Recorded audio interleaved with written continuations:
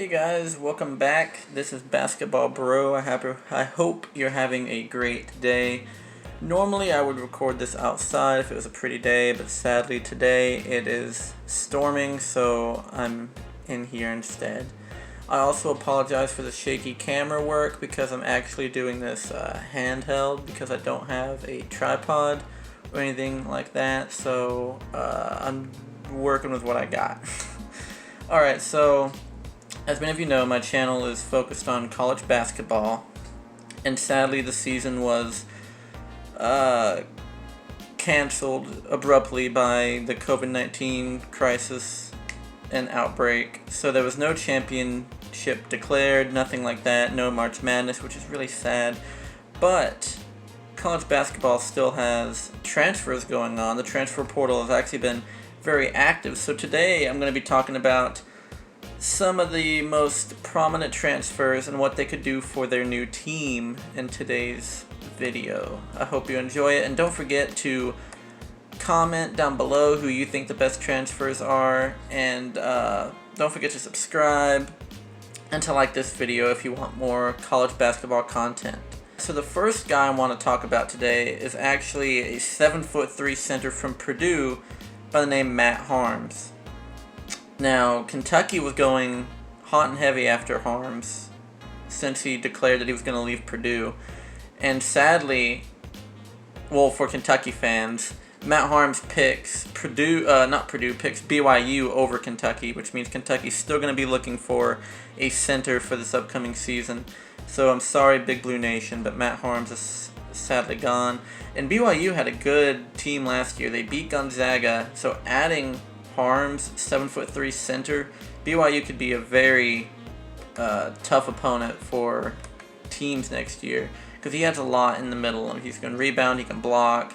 So I mean, if any team can get a 7'3" center of Haarms' caliber, then it is a good deal. So the number one transfer, not recruit, this year is probably Landers Nolley from Virginia Tech. His new school is actually going to be Memphis, and he was a freshman, and he actually redshirted at Virginia Tech. But he's going to go to Memphis, and which is good for Memphis because Jalen Green, who was going to sign with Memphis, actually decided to go to the G League instead. Nolley will be a wing, and he could be a stretch 3, possibly a stretch 4, but the dude can shoot.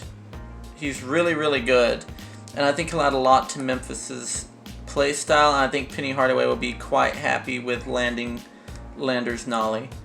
Another really prominent transfer is DJ Carton out of Ohio State. His new school is Marquette, and he was a freshman, and he played 20 games as a freshman at Ohio State. He left the program in January. What's going to be tough is he's going to have to come into a place like Marquette, where they just had Marcus Howard, who was throwing up all kinds of stats, all kinds of numbers. He was crazy good, but DJ Carton could be up for the task. He averaged 10.4 points per game and hit 40% from his three-pointers. Obviously, he's a guard. It's going to be a big task for him to replace Marcus Howard, but he could be up to the task. All right, so the last transfer I'm going to be talking about, I keep saying recruit. They are not recruits, they are transfers. Recruits will be a whole different video, I'm sorry. The last transfer I will be talking about is Kobe King. And what's interesting about Kobe King was he actually declared midway through the season that he was going to be leaving Wisconsin. So he was there in January when they were still in the picture for the tournament. He's like, I'm done. He headed out. He started 19 games as a junior, which is what he was last year. He averaged 10 points per game, and now he's actually leaving Wisconsin to Nebraska, which is also a Big Ten school, so this could cause some drama there, and he's going to be part of a rebuilding team in Nebraska who has to drastically change their roster, but it's more of an up-tempo pace, which should lead Kobe King to getting to play more of his style than the methodical defensive minds of Wisconsin. So those are 4 transfers that could really shake things up in this upcoming college basketball season. Specifically, I think the two that really get me are Landers Nolley and Matt Haarms.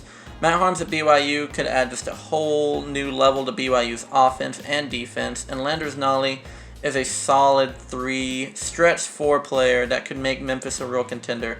Because Memphis has had some problems with Wiseman, and then they had Jalen Green leave. So having a solid player like Landers Nolley could add a lot of depth that Memphis needs for the season. Well, there you have it. I hope you've enjoyed the video. Don't forget to like, comment, and subscribe. And I hope you have a great day.